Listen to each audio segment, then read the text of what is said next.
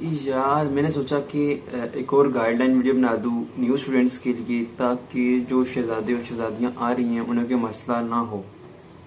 यार देखो, मैं कितना अच्छा सीनियर हूँ ना। आप लोग चिराग लेके भी ढूंढो तो आपको मेरे जैसा सीनियर नहीं मिलने वाला। बात करते हैं जिन स्टूडेंट्स का एडमिशन हो गया है उनको मुबारक हो, देखते हैं आगे उनका क्या हाल होता है। और जिनका एडमिशन नहीं हुआ, यार इतनी परेशानी की बात नहीं है। जो कुछ होता है अल्लाह ताला की तरफ से बेहतरी होती है। और डमल इतनी भी अच्छी यूनिवर्सिटी नहीं है जितनी हाइप है। आप लोग बेहतरीन डिज़र्व करते हैं। सबसे पहले बात करते हैं अमर की फ़ीस के बारे में। तो फ़ीस जो थी, जो मैंने जमा करवाई थी, वो थी 78,800, मतलब तकरीबन 79K। और मेरे से पहले जो थी ना फीस कम थी। मेरा टाइम था ना फाल 2022 का, इसमें फ़ीस ज़्यादा थी। फ़ीस के लिए आपके पास 17 जनवरी तक टाइम होता है। और फीस जमा करवाने के बाद जो चालान फॉर्म होता है ना, वो सबसे इम्पोर्टेंट होता है, क्योंकि उसी चालान फॉर्म से ही आपको नमल के गेट से एंट्री मिलती है, वरना आपको एंट्री नहीं होने देंगे अगर आपके पास वो चालान फॉर्म नहीं है। उसके बाद आपको तकरीबन 2 मंथ्स बाद जाके आईडी कार्ड मिलता होता है। उससे पहले जो होता है ना, चालान फॉर्म से ही हो आ रही होती है।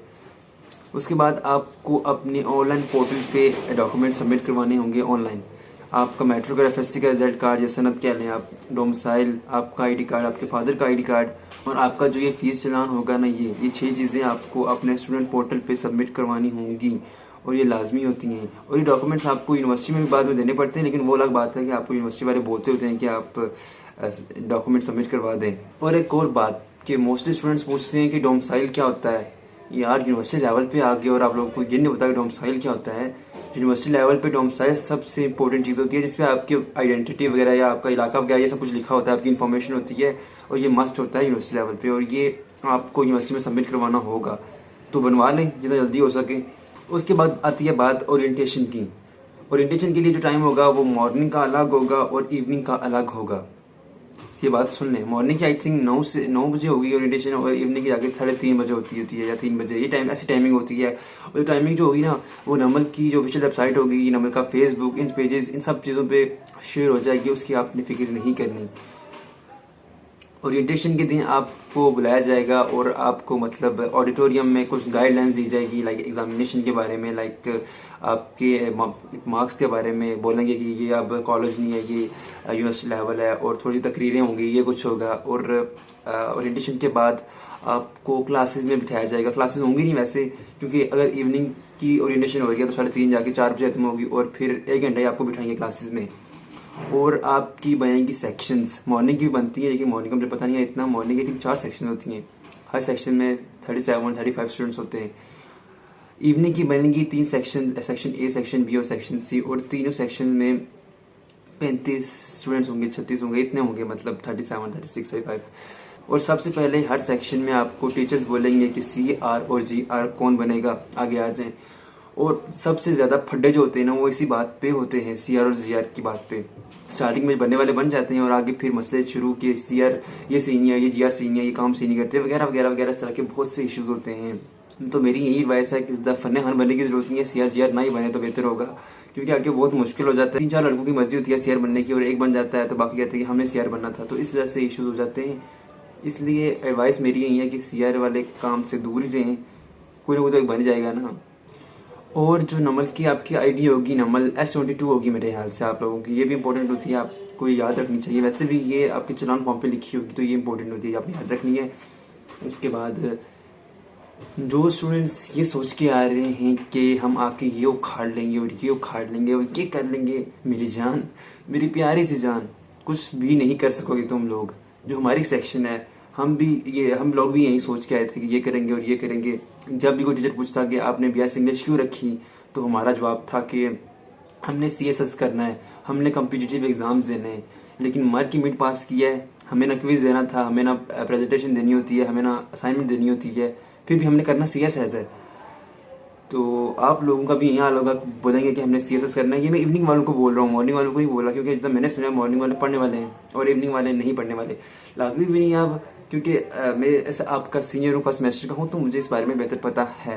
आप लोगों से भी पूछेंगे कि आप लोगों ने EVS इंग्लिश क्यों रखी है, और आप लोग बोलेंगे कि हमने करना है CSS, हमने कॉम्पिटिटिव एग्ज़ाम्स देने हैं। लेकिन मर के आप लोग भी पास करोगे और मर के जाके फिर फाइनल पास करोगे।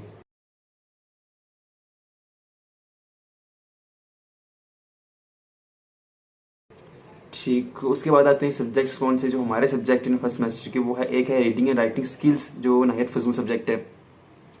उसके बाद आता है human rights and citizenship, history का एक सब्जेक्ट है। Environmental studies I think, sciences environmental studies है। और एक है मैथ्स। और मैथ्स जिनको नहीं आती ना, मेरी जान, मैं तुम लोगों के गम में बराबर का शरीक हूँ।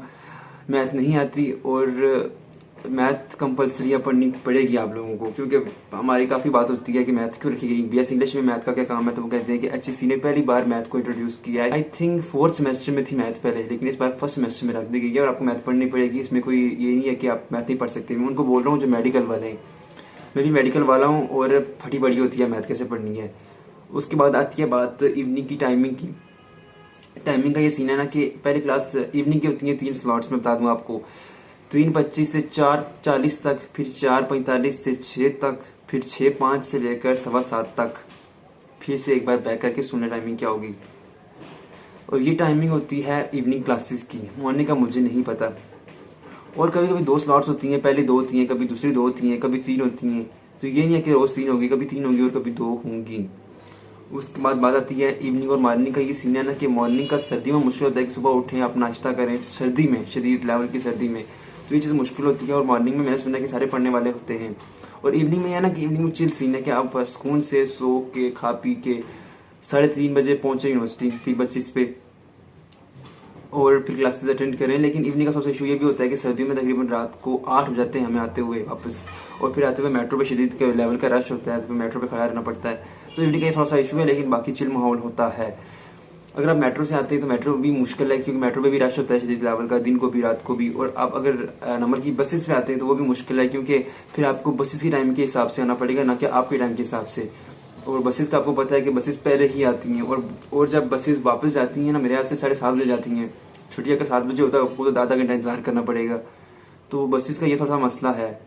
और मैं आपको बता दूं, जो आपका ये फ़ी चलान होगा ना, जो आपने फ़ीस जमा करवाई होगी, इसकी आप 3-4 फोटोकॉपीज़ करवा लेना, क्योंकि मतलब ये ज़रूरी होती है। उसके बाद बसेस अगर आप करवाते हैं ना, तो बसेस के आई थिंक 18,000 था लास्ट टाइम, सेमेस्टर का होता है 18,000 था लास्ट टाइम, इस बार ज़्यादा हो शायद। तो ये बसेस की जो फीस होती है। और हॉस्टल की बात आती है, जो मेन पॉइंट होता है, हॉस्टल की बात करते हैं। हॉस्टल का सीन ये होता है ना कि नंबर वाले जो इंटरनल हॉस्टल होते हैं ना, वो पहले 4 सेमेस्टर में नहीं देते, 5वें सेमेस्टर में देते हैं। और 5वें सेमेस्टर भी उन स्टूडेंट्स को देते हैं जो बहुत दूर से होते हैं। उनकी प्रायोरिटी ये होती है कि जो दूर से स्टूडेंट्स आते हैं उन्हें दें। लेकिन 5th सेमेस्टर में होता है ये सीन।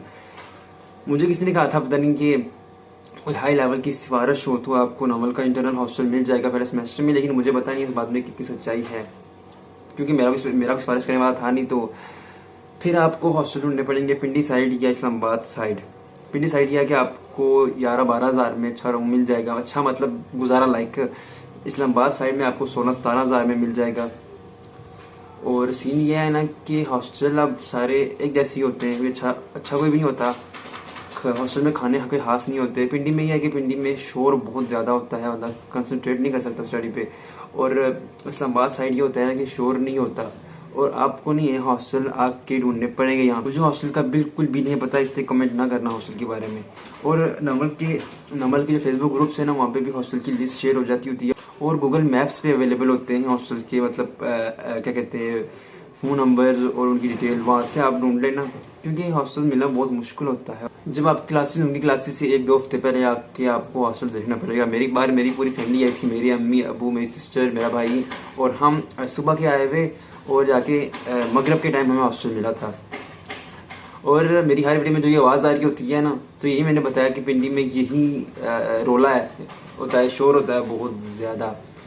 और एक और बात बता दूं मैं, बीइंग अ सीनियर, जो आपको कोई नहीं बताएगा। स्टार्टिंग में ये होगा कि आपको होम सिकनेस होगी, ओबियसली होगी। और असल में ये होता है ना कि आपका इंटरेक्शन नहीं होगा स्टार्टिंग में, मतलब जब आपकी पहली क्लासेस होंगी, पहला हफ्ता 2 हफ्ते होंगे, जो आपकी क्लास फेलोज होंगे ना, आपका इंटरेक्शन नहीं होगा उनके साथ, तो आपको लगेगा कि मैं अकेला हो गया हूँ वगैरह वगैरह वगैरह। तो आप फिर होम सिकनेस का शिकार हो जाएंगे। और मोस्टली स्टूडेंट्स ऐसे करते हैं कि एडमिशन के 1-2 हफ्ते बाद फीस रिफ़ंड करवा लेते हैं, मतलब 1 हफ्ते बाद शायद फीस रिफ़ंड करवा लेते हैं और वापस चले जाते हैं अपने घर। होम सिकनेस की वजह से। और मैंने कई पोस्टर देखी हैं ऐसे फेसबुक पे जो मतलब बता रहे होते हैं कि हम अपने पेरेंट्स के बगैर नहीं रह सकते, हम फर्स्ट टाइम रह रहे हैं, तो ऐसी चवल ना मारना क्योंकि नंबर में एडमिशन हो गया, तो यही मतलब बात है बड़ी। और ये होता है ना कि होम सिकनेस सिर्फ कुछ टाइम तक ही होती है, मुझे सिर्फ 2 हफ्ते ही हुई थी, 3 हफ्ते हुई थी आई थिंक। जब आपका इंटरेक्शन हो जाएगा ना अपनी क्लास फेलोज के साथ, मतलब हो जाएगा 1 मंथ तक हो जाएगा, जब आपका इंटरेक्शन हो जाएगा ना क्लास फेलोज के साथ, तो फिर आपका दिल लग जाएगा इस्लामाबाद में ही। और मुझे फीस रिफंड का भी नहीं पता, काइंडली मुझसे कमेंट में मत पूछना। आई थिंक फीस रिफंड का ये होता है कि पहले वीक में फुल हो जाती है और सेकंड वीक में नहीं होती। आप तो फेसबुक के ग्रुप में पोस्ट करें तो आपको वहाँ से इन्फॉर्मेशन मिल जाएगी, मुझे नहीं पता फीस रिफंड के बारे में। और जो मेन चीज़ आती है वाईफाई का पासवर्ड।